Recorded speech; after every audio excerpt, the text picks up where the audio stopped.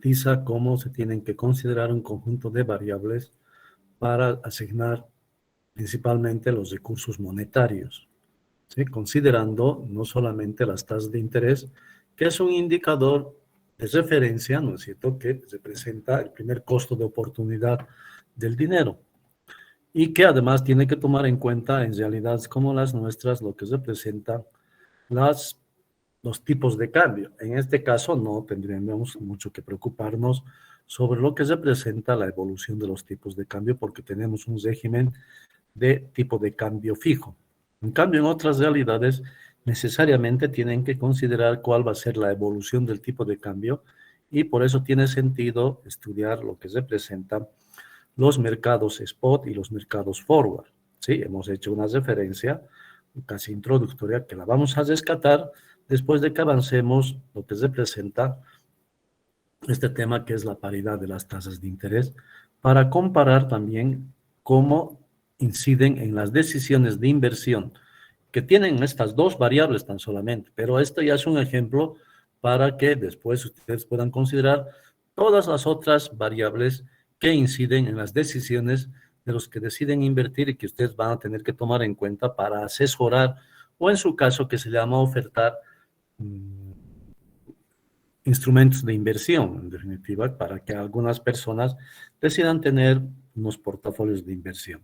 Y se va a complementar con lo que es el tema de la paridad del poder adquisitivo, que es también un tema, ¿sí?, de carácter económico principalmente, que va a permitir inclusive incorporar el tema de la inflación, ¿no es cierto? Porque tiene que identificar que los recursos que se utilizan pueden tener como un elemento también referencial el poder de compra que tienen en las distintas economías.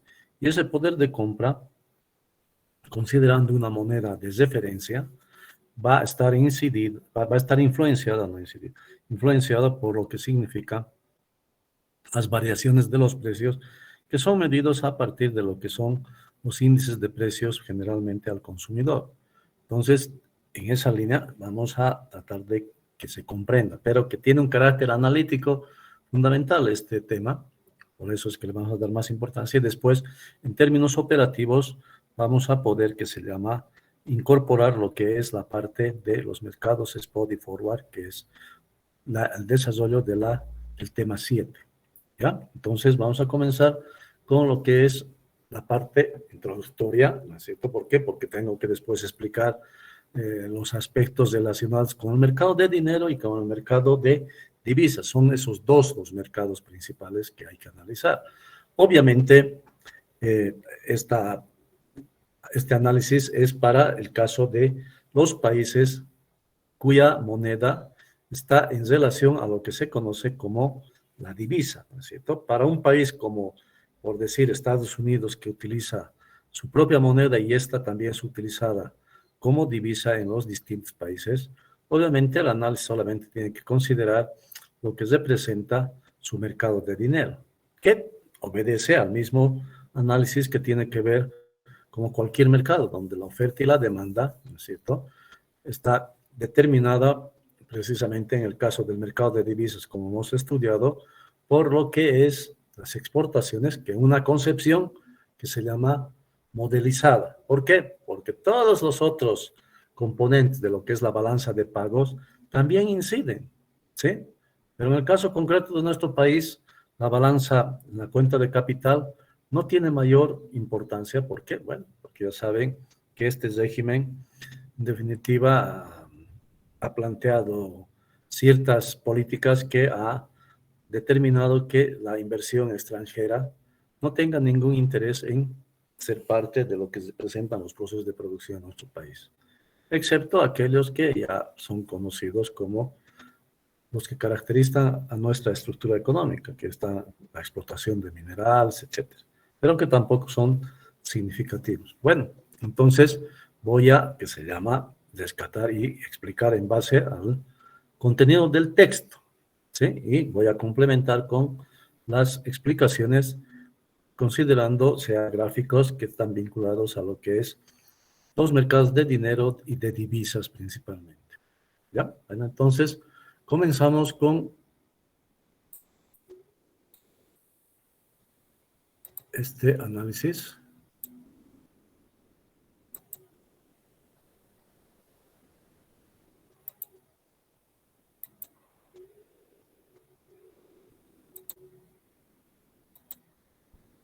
Pero antes de comenzar, quiero decirles que por unas 2 semanas no me pregunten sobre los exámenes, porque no son 5 exámenes, o sea, y no son precisamente 5 preguntas, ¿sí? Entonces eso lleva tiempo. Y yo voy a tratar de revisar de la forma más correcta posible, ¿sí? Tal que no haya opción a reclamos, porque bueno, tampoco me gustaría que se me observe y que yo me equivoque en definitiva. ¿Ya? O sea, durante 2 semanas no me estén preguntando cuándo van a estar. Cuando estén las notas, yo voy a compartir, obviamente, probablemente a medida que vaya, inclusive, tengo que compartir, porque la cantidad, las dificultades que ustedes han experimentado en algunos casos, también se dan en el caso cuando yo quiero compartir con todos ustedes sus mm, exámenes evaluados o revisados, en definitiva. ¿Ah? No les llega, etcétera. Entonces, para no estar,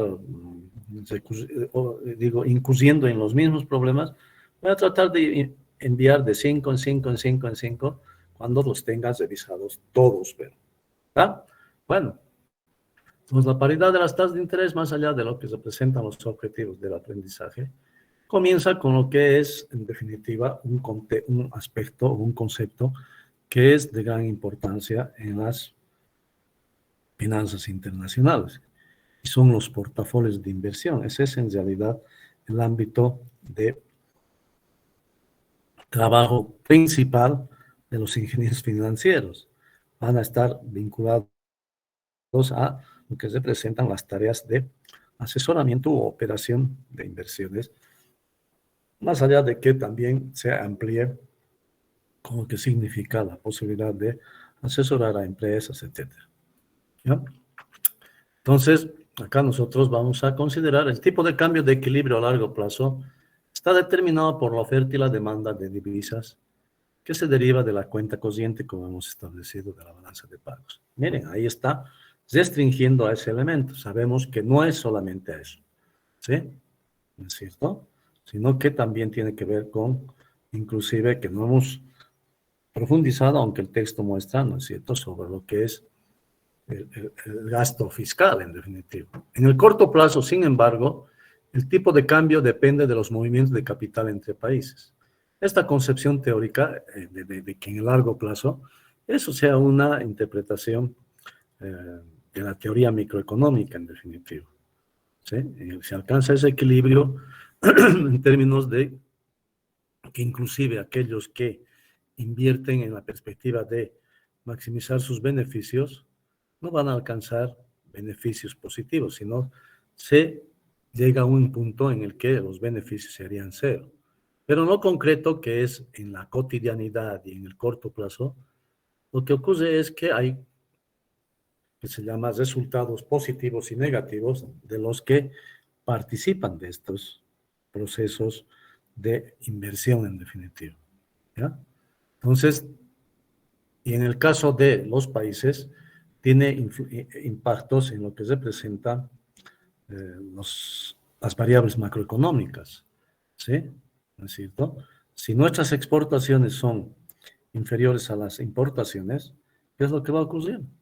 Vamos a tener menos disponibilidad de divisas, ¿sí? Y esto obviamente va a generar, primeramente, lo que hemos observado, un déficit en la balanza comercial, ¿sí? Más concretamente, más allá de la cuenta corriente, concretamente en la balanza comercial. Y eso de alguna manera tiene que cubrirse, ¿sí?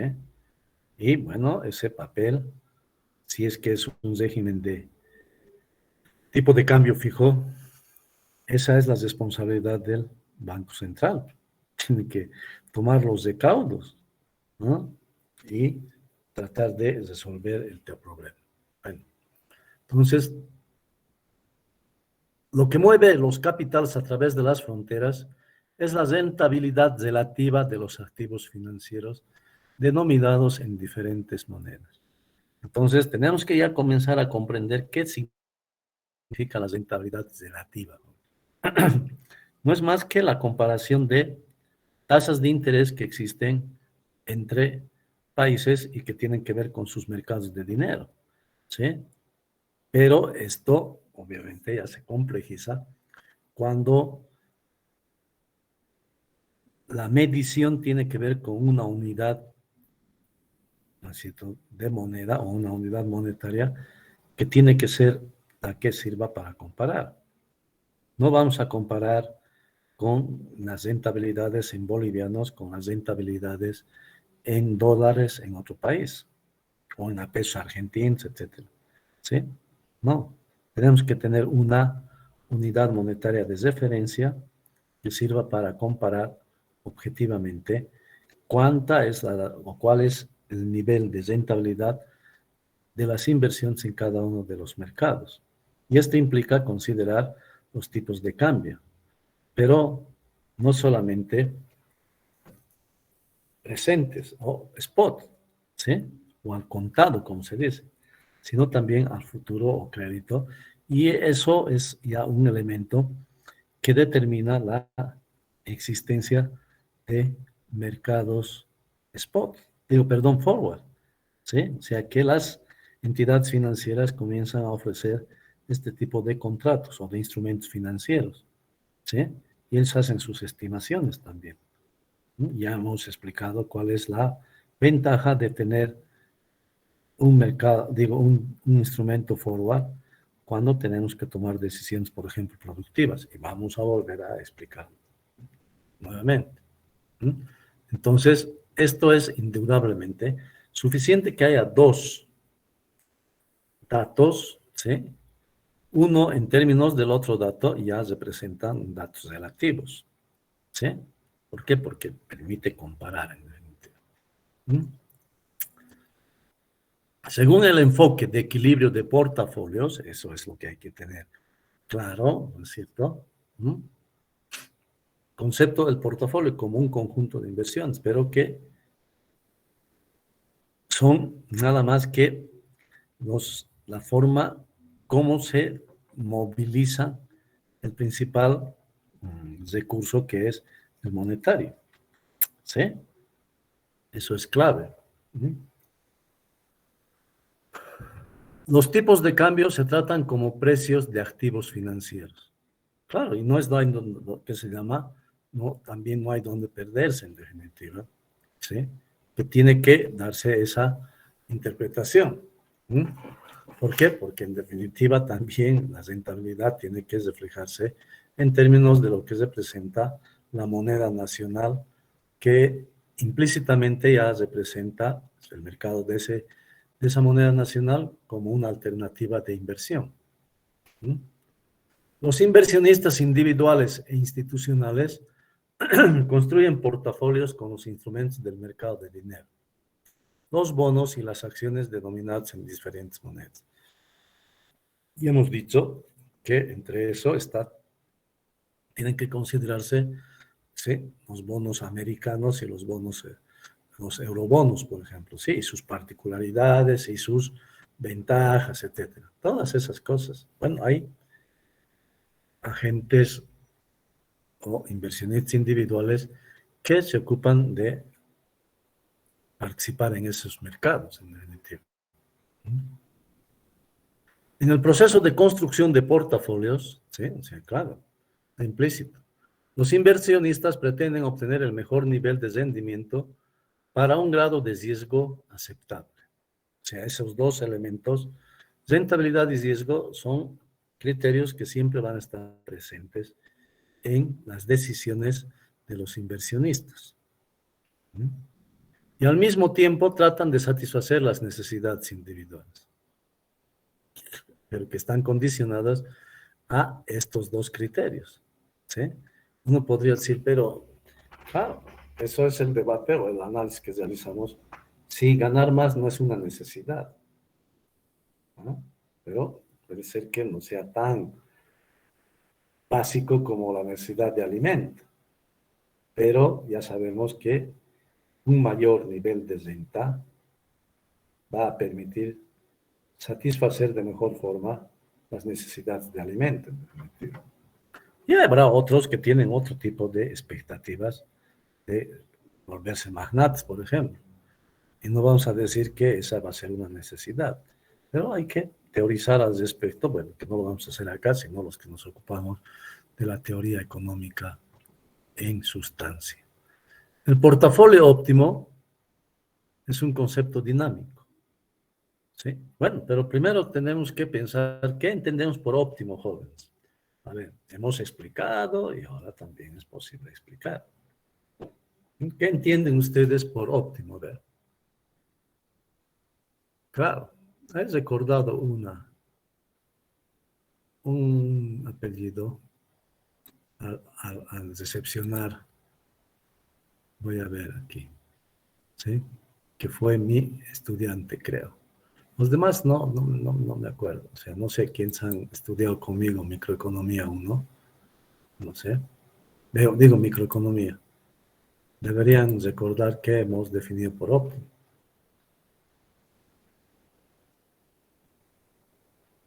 Tampoco nadie va a decir, ah, sí, yo cursé, porque tiene temor como si yo iría a sancionarlos o castigarlos porque no se acuerden. ¿Mm? Obviamente triste porque no han asimilado la metodología que tanto les he insistido. ¿Mm? Bueno, seguimos un momento, voy buscando. Y bueno, va a tener también la libertad de decirme o no responderme si quiere a la persona que la ubique.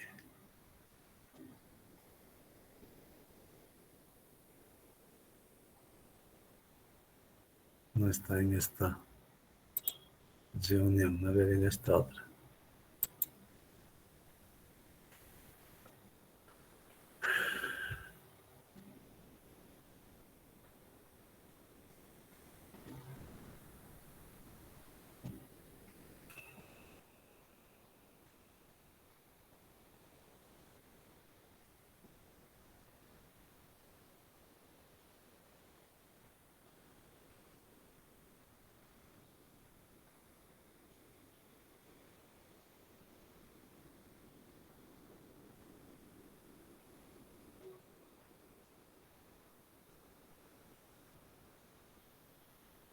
Estudiante Moroni, usted también, bueno, esto es sociales consulta, no los que no significa que les prohíba.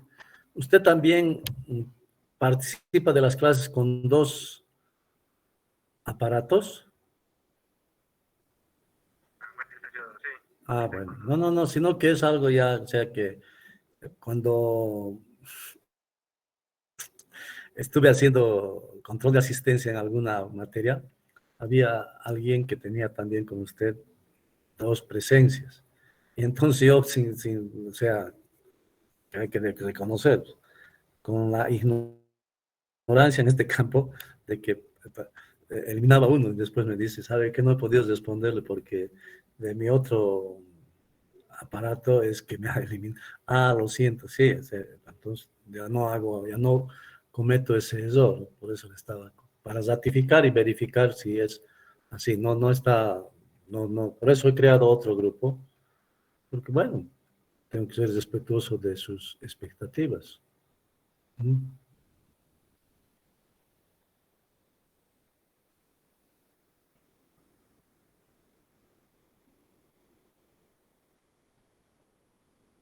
No está, creo, la señorita que tiene, no sé si es su nombre Mili o su apellido,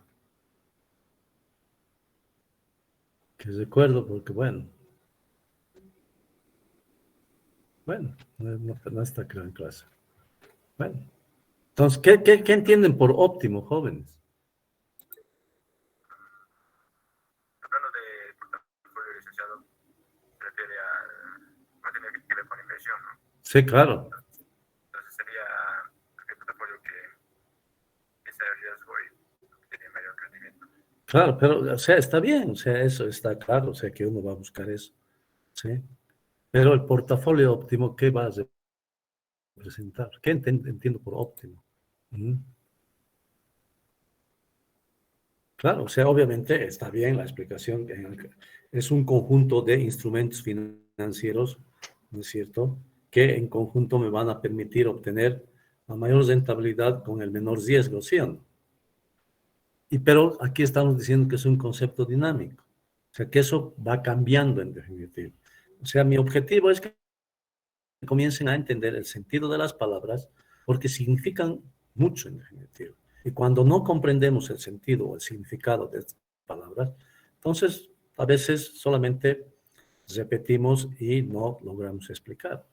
Es que hay un concepto, este concepto de óptimo es fundamental en la teoría económica, ¿no? Y tiene que ver con la definición de lo que es la ciencia económica inclusive, ¿no? En definitiva, ¿no es cierto?, estudia, ¿no es cierto?, la economía, la asignación óptima de los recursos escasos entre necesidades ilimitadas. Esa es la síntesis. Pero ¿qué entendemos la asignación óptima? Es algo que tenemos que aprender. Siempre es posible que exista algo mejor que otras cosas, jóvenes.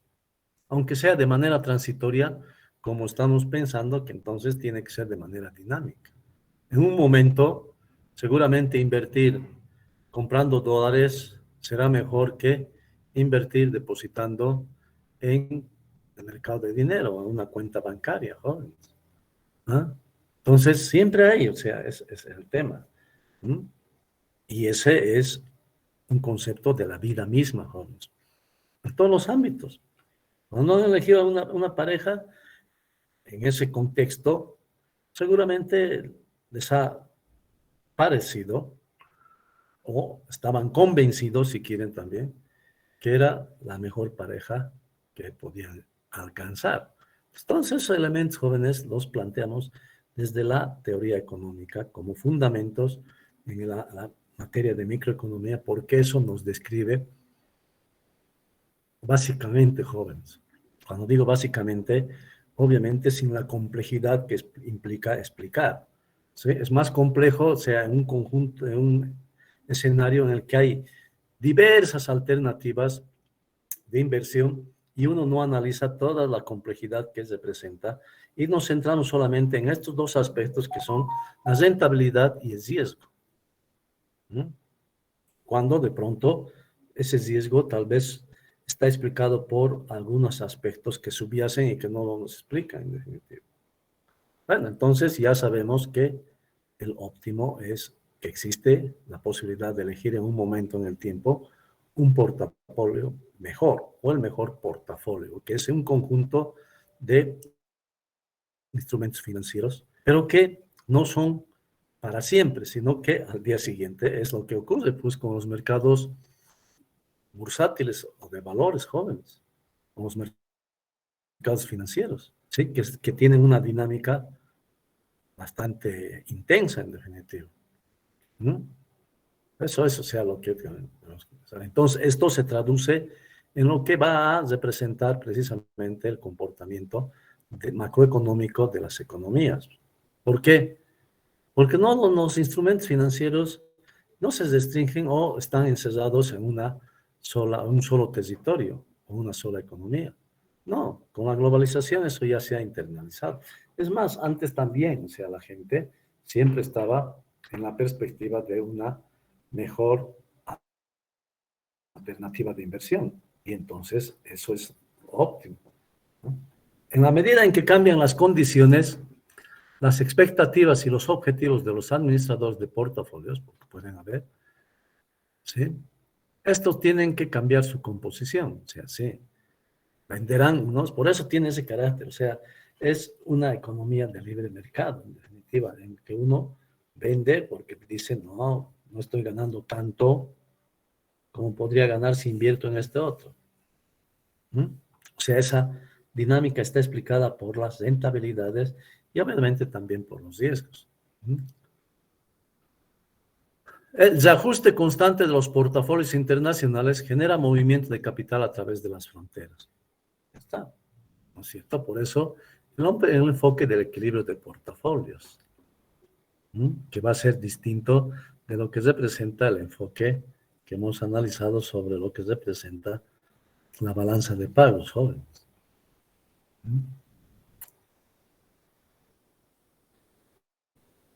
Los movimientos de capital provocan variaciones de los tipos de cambio a corto plazo. Sí, ¿por qué razón? A ver, o sea, ¿por qué razón van a provocar cambios o modificaciones en los tipos de cambio en el corto plazo? Estas variaciones en los portafolios óptimos. A ver, jóvenes.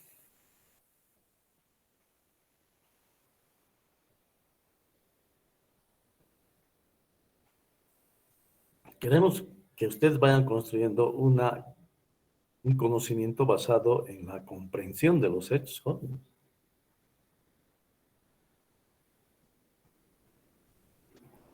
Si ustedes van a comprar un instrumento financiero del exterior,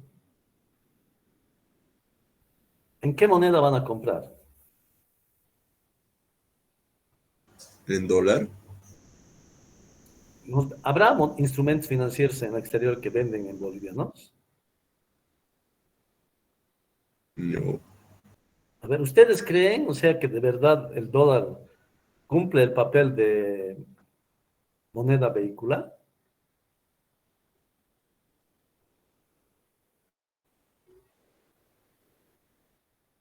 ¿Y por qué creen qué significa que sea moneda vehicular?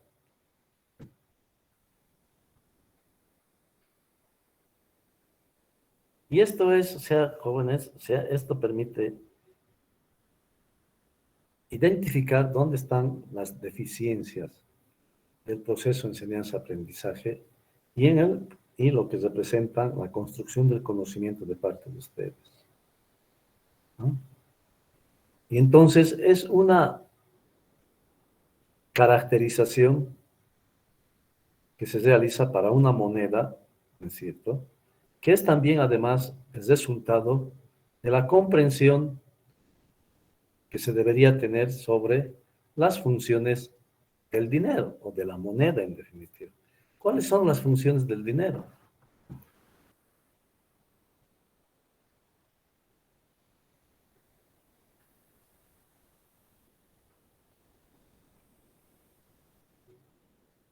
A ver, ¿cuáles son las funciones del dinero, jóvenes? La unidad de cuenta. Perdón, fuerte, señorita. La unidad de cuenta también O nos sirve sea, como... una de las funciones es que funciona, ¿no es cierto? Por eso es función, como unidad de cuenta, ¿sí o no? ¿Qué significa que funcione como unidad de cuenta, señorita? Sí, que deben, o podemos, sea, realmente protestar, o sea, o renegar ustedes cuando trato de develar el concepto mismo, o sea, que es a partir de la comprensión, jóvenes. ¿Por qué? Porque no es suficiente decir, compre, ¿no es cierto?, la función de unidad de cuenta. ¿Qué entendemos por unidad de cuenta, jóvenes? A ver, ¿ah? Y eso es comprensión, jóvenes, eso es crear conocimiento. ¿Ah? Que tiene un valor. Pero, a ver, si yo además me acuerdo, ¿sí?, las otras dos funciones más, que son las básicas, de decir, ¿cuáles son las otras dos funciones más? A ver.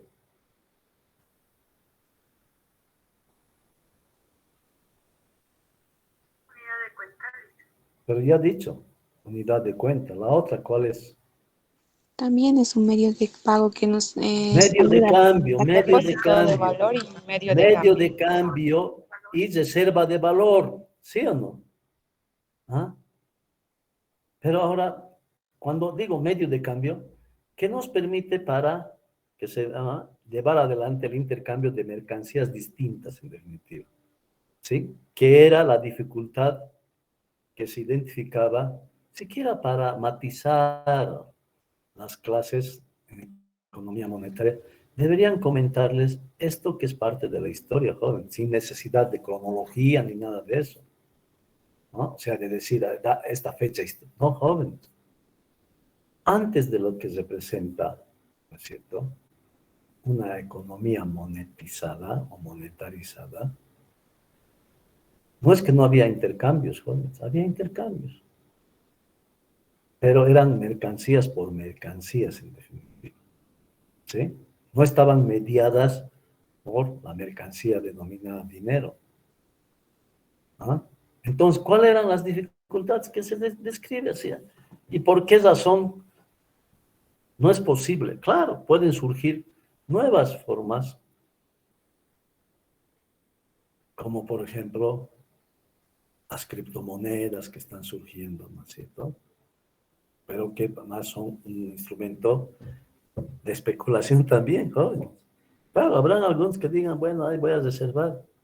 Por eso es que cuando se planteaba la pregunta de que por qué en El Salvador se está considerando como la unidad de cuenta la criptomoneda. Yo dije, pero como veía, ¿no? Porque ahora se ha estabilizado, ha perdido su, que se llama, ya no se constituye en un instrumento de inversión, de interés que hacía que fluctúe permanentemente. Esa inestabilidad que no se da en un régimen de tipo de cambio de libre flotación. ¿Sí? Tendrán variaciones mínimas, en cambio, no, ahí, claro, había alguien que decía, voy a invertir y así, ¿no? Entonces, ¿qué es lo que ocurría antes del surgimiento de la moneda, en definitiva, que tiene también su historia y que es una forma de sustituir a las otras mercancías que se utilizaban, ¿sí? El tabaco, las pieles, etcétera. Pero ¿qué ocurría? Que básicamente, desde un inicio, el que quería leche, tenía que esperar que alguien demandara leche y él coincidir también en su demanda, por decir, de pan. Entonces, solo con el que ofertaba pan podía intercambiar lo que era su producción de leche, ¿no? Entonces, todas esas dificultades después, o sea, fueron resueltas recurriendo a que se llama mercancías de mayor aceptación. Pero seguían provocando incomodidades, por decir, trasladar las pieles o el tabaco. Entonces, comenzaron, ¿qué se llama? Con el surgimiento del tercer estado, que tenían que ver con los burgueses, con los comerciantes, que comenzaron a utilizar metales preciosos, ¿no? Y que también, o sea, los reinados comenzaron a producir en una forma que se conoce como la moneda. Y entonces sus compras eran significativas y implicaban el desplazamiento de grandes cantidades de monedas en metal.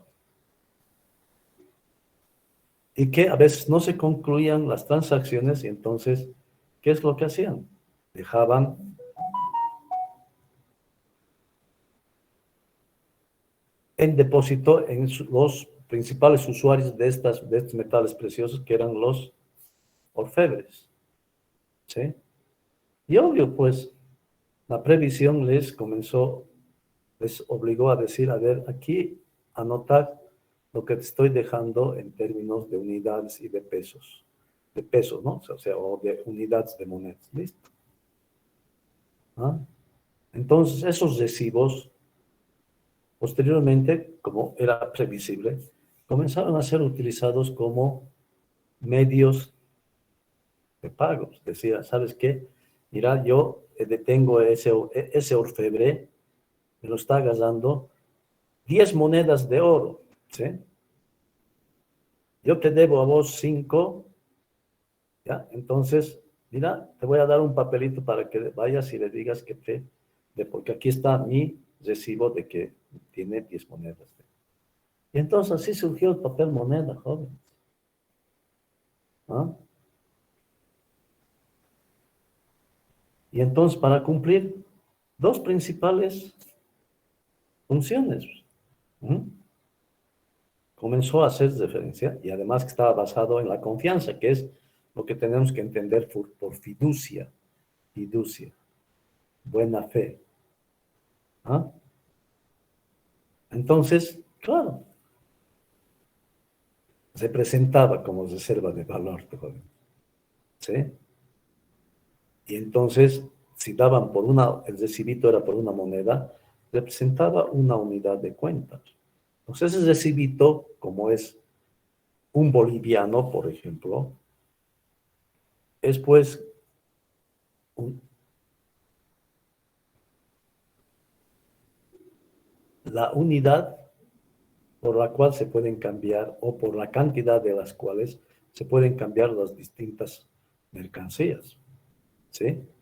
Un pan, bueno, una mazaqueta, medio boliviano, media unidad de cuentas. ¿Ah? Un café, 2 bolivianos, es 2 unidades de boliviano. Ahí está la unidad de cuenta. Entonces, que todas las mercancías, su valor puede ser expresado en términos de esa mercancía. ¿Por qué? Porque hace de unidad de cuenta. Y obvio, está implícito que va a servir para el intercambio. Voy a elegir el café y voy a pagar. Y ese que me ha recibido por venderme café podrá utilizar esas monedas que recibe para llevar adelante otros intercambios. Pero ahora sobre lo que representa las reservas de valor. ¿Sí?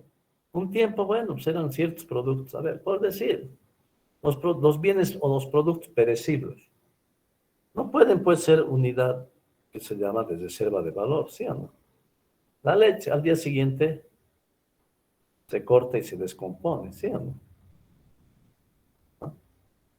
Entonces, y después de eso comenzaron además a darse algunos elementos para su funcionalidad,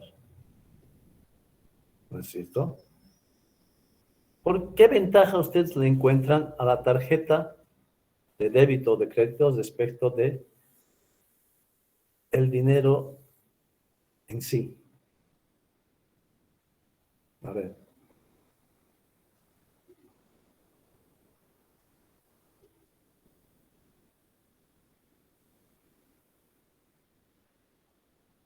O sea, ¿por qué preferirían que se llama que las transacciones se realicen con tarjetas en vez que con el boliviano en general?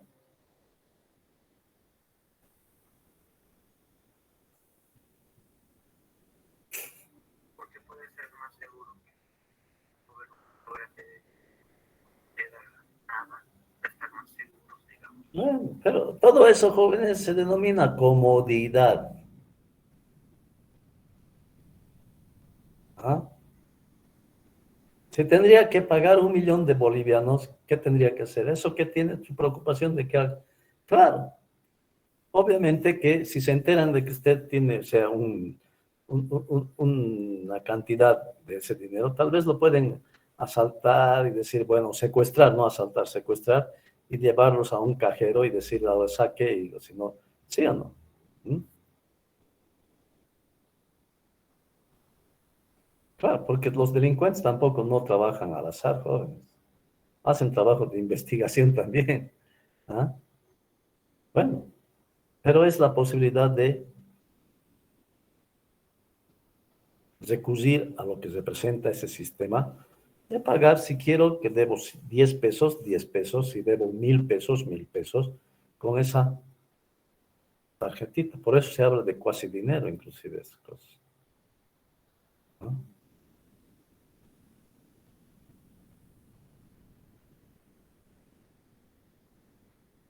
Entonces, son esos elementos, o sea, que uno tiene que ir incorporando, jóvenes, precisamente para explicar, ¿no es cierto?, por qué ahora yo voy a pensar en invertir. Los movimientos de capital provocan variaciones de los tipos de cambio a corto plazo, ¿sí? Entonces, ¿qué es lo que ocurre en definitiva? Yo tengo que identificar, ¿no es cierto?, los mercados de divisas donde voy a obtener precisamente esa mercancía en términos generales, que me va a permitir realizar la compra de algún instrumento financiero, que obviamente me va a reportar niveles de rentabilidad con ciertos riesgos en definitiva. Entonces, los mercados de divisas van a tener unos comportamientos en función de cuál va a ser el comportamiento de la demanda o de la oferta. ¿Ah? Lo que va a determinar que se modifiquen los tipos de cambio. Si hay una mayor oferta de divisas, el tipo de cambio va a bajar. ¿No? En cambio, si hay un incremento en la demanda de divisas, el tipo de cambio va a subir. O se disminuye la demanda, etcétera. ¿No? Pero están vinculados a lo que representan las actividades de los inversionistas. Pero cuando es un régimen de libre flotación. Todavía no existe la metodología que permita traducir las ideas del enfoque de equilibrio de portafolios de inversión a un modelo útil para pronosticar los tipos de cambio. No. O sea, lo único que puedes hacer algunas predicciones, pero las predicciones no son pues certidumbres.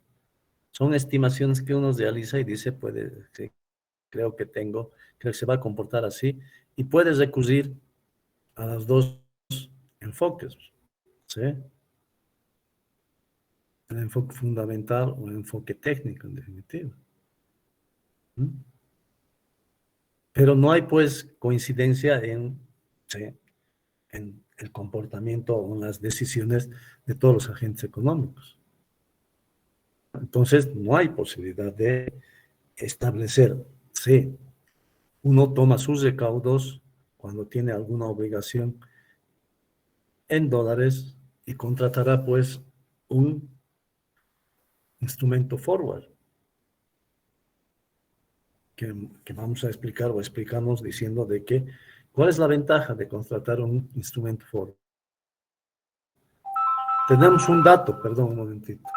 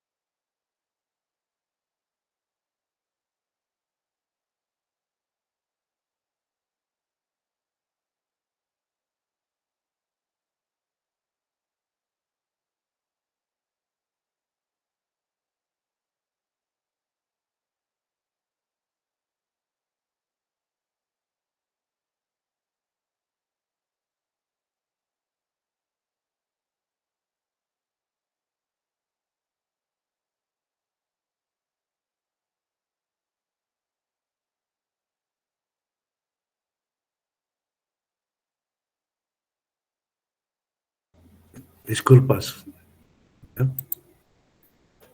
Bueno, o sea, lo que siempre les digo, porque también ustedes obviamente sin que uno se entere también atenden a lo que es este tipo de eventualidades en definitiva.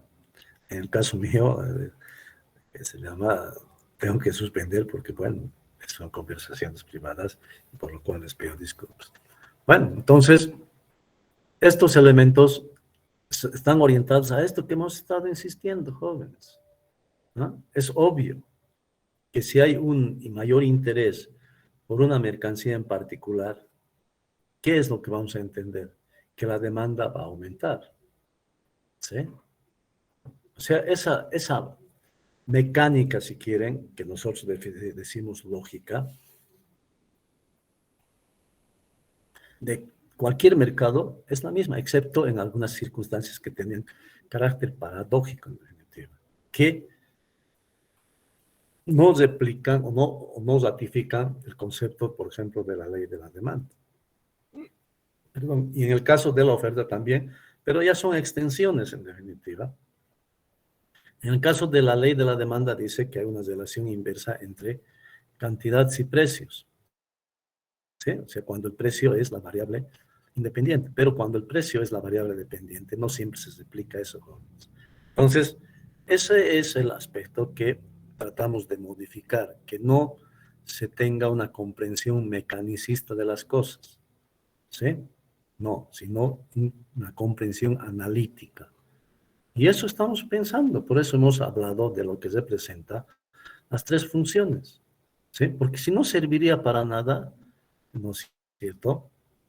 La moneda o el dinero, no tendría pues, esa función, jóvenes. O sea, son todas esas cosas que tienen que ir incorporando a lo que representa un nuevo método de aprendizaje para ustedes. ¿Mm? ¿Por qué? Porque no todo es receta, jóvenes. No, no es así. ¿Ah? Bueno, entonces la información de que disponen los administradores de portafolios es demasiado variada y sus motivaciones muy complejas para construir un modelo operativo. ¿Sí? Si nosotros asumimos que ustedes van a trabajar como administradores de portafolios o como asesores, también, o sea, tienen que considerar cuáles son, ¿no es cierto?, las motivaciones de las personas a las cuales van a asesorar, ¿sí? Claro, si está obsesionado con que quiere tener la máxima rentabilidad, ustedes tendrán que decirle, pues, sí, pero mire, hay una relación que se llama, vamos a decir, si queremos directa, más rentabilidad, más riesgo, ¿sí o no?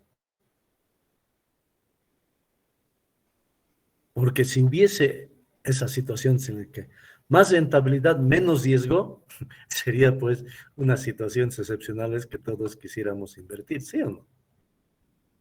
¿Ah? No sé si ustedes llegan a establecer esas conclusiones, jóvenes, de que el apostar a la rentabilidad es, en definitiva, también, como estoy diciendo, apostar de manera azarosa, jóvenes. ¿Ah? No hay una relación mecánica. ¿Por qué? Porque la vida misma es azar, jóvenes. Uno puede establecer las planes. ¿Cuál es, o sea, la diferencia entre probabilidad y certidumbre? Jóvenes, a ver.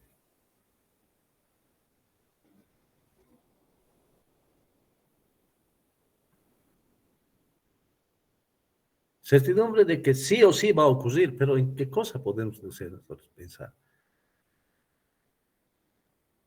Sí, algunos eventos o sucesos, sí, obviamente, uno tendrá mayor certidumbre, ¿no es cierto?, de que una tonelada sobre un gramo, esa tonelada lo va a hacer, lo va, que se llama, destrozar a ese grano en partículas más pequeñas, en definitiva. Pero seguramente no vamos a poder calcular los tamañitos que va a tener. Pueden hacer, o sea, cálculos físicos, etc. Pero hay variables que no se las puede cuantificar. ¿Mm? Entonces aparece lo que representa la probabilidad, que es un dato a partir de los datos que también tienen un carácter estadístico. Si no consideramos probabilidad, es certidumbre, en definitiva. ¿No? Y la probabilidad suele utilizarse ex ante. La certidumbre viene ex post, jóvenes. ¿Sí?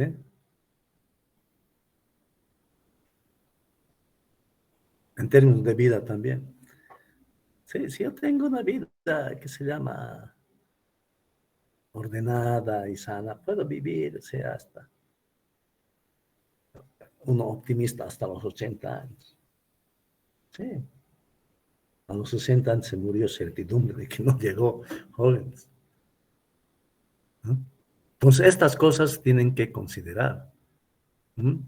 Hay elementos que no pueden ser cuantificados.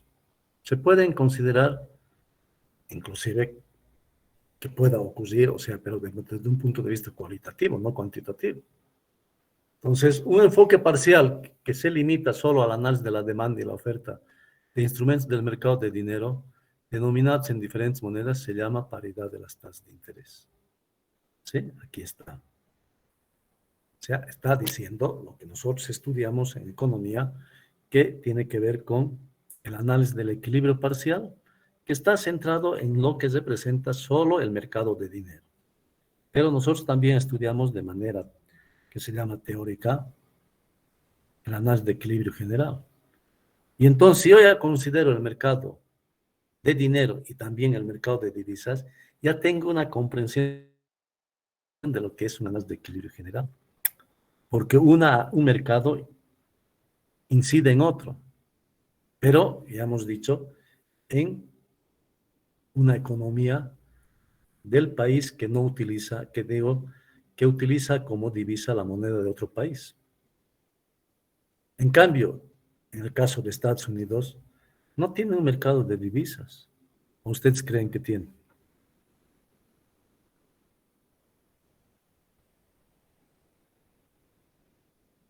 Jóvenes.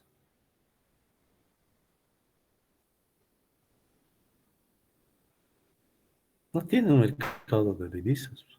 Si su moneda es la que funciona como moneda vehicular, jóvenes. ¿Ah?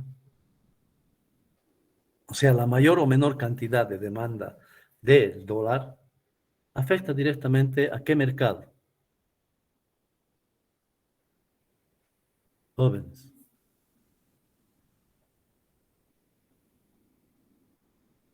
A su mercado de dinero, jóvenes.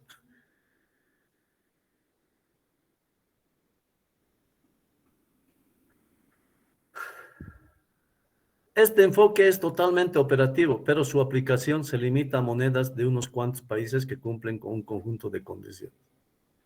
Para que pueda operar la paridad de las tasas de interés, un país necesita tener un régimen cambiario de libre flotación.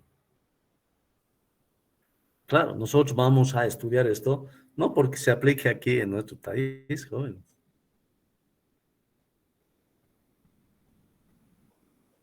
Sí, en definitiva, ya no vamos a considerar el mercado de divisas, sino directamente lo que representa el mercado de dinero, ¿sí?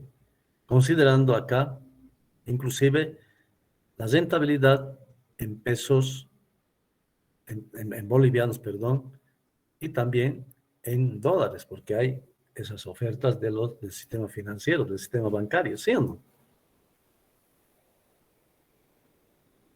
Depósitos y créditos en dólares. Claro, todavía depósitos podemos hacer. ¿Quién va a hacer? ¿No es cierto? Porque mejor es prever que lamentar, porque bueno, aunque no se estima que vayan a devaluar, pero podría ser que no nos comuniquen en definitiva, porque hay, o sea, una necesidad en definitiva de dotar de lo que les he explicado, de competitividad al país, aunque una competitividad espuria, que está en función de la paridad del tipo de cambio. ¿Mm? Un mercado de dinero líquido y eficiente, una cuenta de capital abierta y un sistema financiero sólido. ¿Sí? Una moneda que se cotiza en el mercado de futuros.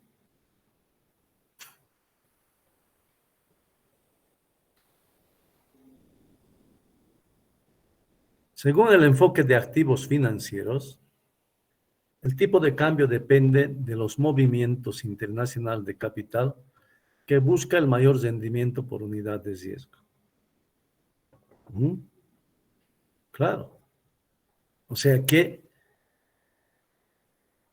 en este contexto de tratar de maximizar el beneficio, o sea, optimizar la rentabilidad, uno va a buscar, ¿no es cierto?, las mejores inversiones, jóvenes. ¿Mm? Entonces, estos mercados de activos, de manera general, ¿sí?, en los mercados bursátiles, sí, son títulos valores, ¿sí o no?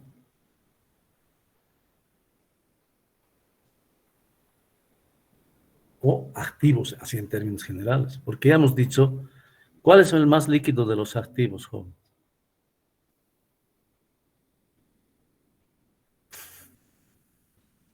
Jóvenes, ¿quieren pasar clases o no? Díganme nomás.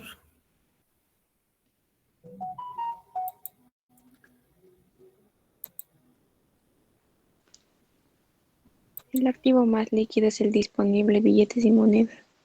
Dinero, el dinero. ¿Por qué razón, señorita? Porque es más fácil para poder hacer nuestras transacciones, todos lo aceptan. Claro, porque en definitiva, o sea, la concepción básica es que ese activo se puede transformar en cualquier otro activo, ¿sí o no? ¿Sí o no? ¿Por qué? Porque ya les he dicho, ustedes tienen que tener una comprensión de lo que es también el concepto de activos y pasivos. ¿Qué son los activos?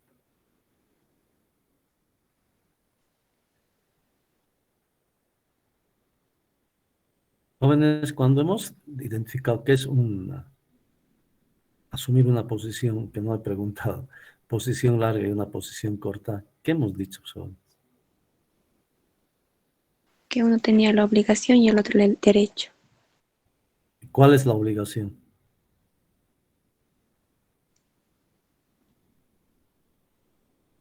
Esos son los conceptos. La obligación son los pasivos Pasivos. y los derechos son los activos.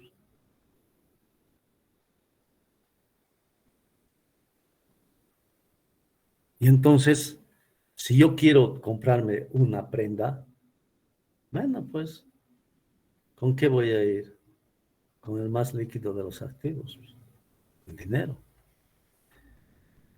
Y el derecho que tenía sobre ese dinero se transforma en el derecho que tengo sobre esa prenda de vestir.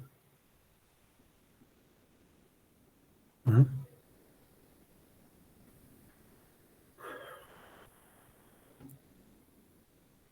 Los mercados de activos están en equilibrio si el rendimiento de activos equivalentes con el mismo riesgo y liquidez en diferentes monedas es igual en todos los mercados. Claro. O sea, no voy a tener ningún estímulo para invertir en el mercado de Estados Unidos si su tasa de interés, que en ese caso es una tasa de interés real, sí, además, aunque sea nominal, tengo que calcular la tasa de interés real a partir de lo que representa descontar su índice de inflación. Por eso ha sido importante explicarles lo que es la diferencia entre magnitudes monetarias y magnitudes reales, joven. ¿Sí? Las magnitudes nominales son expresiones monetarias. En cambio, las magnitudes reales son lo que representa su valor real, que en términos de los ingresos se presenta el ingreso real, o sea, su poder de compra. ¿Ah? Bueno, eso que vamos a ir, que se llama identificando para determinar lo que es la tasa de interés nominal o la tasa de interés real fundamentalmente.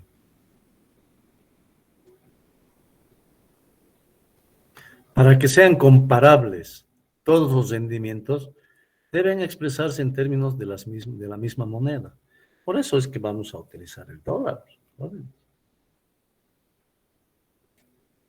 A lo largo de este tema se explicará el significado exacto de la definición anterior de lo que es el enfoque de activos. Ahora conviene hacer algunas precisiones y supuestos. El primer supuesto es que consideramos solo activos equivalentes. Aquí tiene. Esto es activos que tienen el mismo nivel de riesgo y la misma liquidez. ¿Sí? O sea, se está precisando qué hemos de entender por activos equivalentes. El mismo nivel de riesgo y la misma liquidez. ¿Sí? O sea que vamos a pensar, ¿no?, que pueden ser aceptados tanto el boliviano como el dólar, pero que todo va a estar expresado en dólar, por eso vamos a ver, ¿sí? Vamos a analizar lo que representan los mercados de dinero que van a estar influidos por, y también a la vez van a influir a los mercados de divisas, ¿sí? ¿No es cierto? Y bueno, vamos a quedar ahí, jóvenes. Nos encontramos el jueves para continuar con la explicación del enfoque de activos. Que tengan buena tarde. Hasta el jueves. Hasta luego, Lisa. Hasta el jueves, licenciado. Hasta luego, Lisa. Hasta luego a todos.